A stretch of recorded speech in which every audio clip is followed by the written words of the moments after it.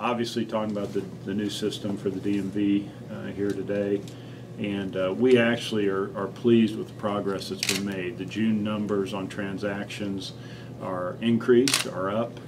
In Shawnee County here, the renewals are up 18.7% over last year, same time frame, and they're about level. There's about 62 less on titles than the same time frame last year. So it's not a big drop, not a big off, and again, you're up on renewals significantly for the month to date in Shawnee County. Both Shawnee and Johnson, we've had technicians over there frequently. Last time we had technicians in Shawnee County was last Thursday. We had our IT folks over there. My understanding of the meeting was that the IT folks in Shawnee County and our IT folks agreed that the system was working optimal. There's just a lot of variables when you do a system like this, and I just want to say what we're most interested in is transaction time and how many transactions are being completed, because outside of that the system can't control a lot of the other variables. We can't control staffing levels.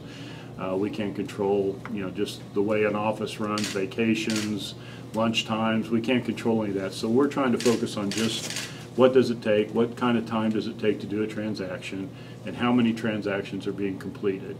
I know Shawnee County has brought up what's called conversion, and that's been one of their slowdowns is conversion.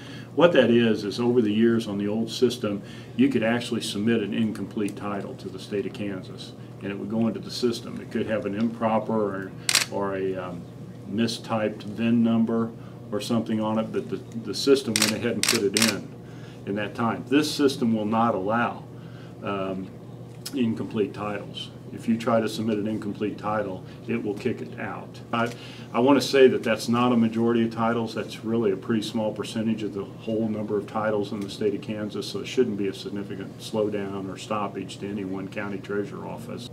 Second, we can talk about training.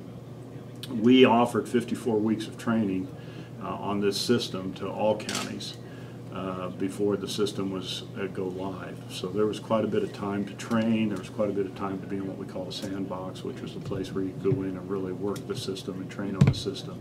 Shawnee County took less than half of the time in training in the state. They had about 20 weeks of training at best. So that is a concern to us. In fact, we mentioned that to them before going live. Offered some additional help with training. We mentioned it again about a week, if I'm correct. Offered again to put up some training because we had some concern about it. Both those were declined.